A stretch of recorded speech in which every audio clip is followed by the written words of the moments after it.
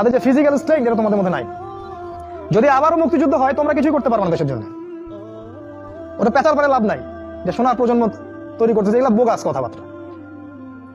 বিশ্বাস না হয় একটা মাঠে 10 পাক রাউন্ড দেওয়ান না সবাইকে, একটা মাঠে নিয়ে যান 10 পাক দৌড়াতে লাগা দেন, দেখেন কয়জন দৌড়াতে পারে।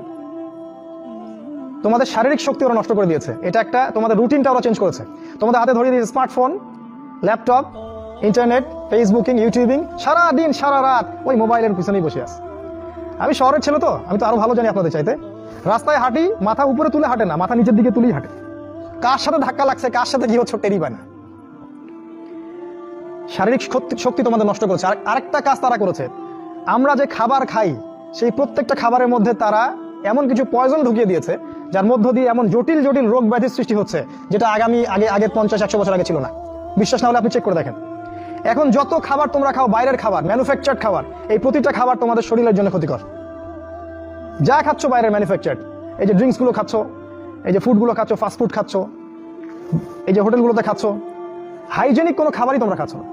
অথচ আমাদের এই চাচাদের দিকে তাকিয়ে দেখো, তারা সব দেশি জিনিসপত্র খেয়ে খেয়ে বড় হয়েছেন। ওই সময় ফ্রেশ বাতাস, ফ্রেশ খাবার, এখনো তারা স্ট্রং। আর তোমার এই 30 বছর বয়সে, আমার এই 30-25 বছর বয়সে আমরা ওটা করতে পারছি না। এটা এমনি এমনি হয়নি, এটা ওদের চক্রান্ত ছিল যাতে করে মুসলিম উম্মার তরুণ প্রজন্মকে তারা ধ্বংস করতে পারে। মুসলিম উম্মার তরুণ প্রজন্ম সেই জাজবা রাখে না। 1 নাম্বার, তোমাদের জীবনের উদ্দেশ্য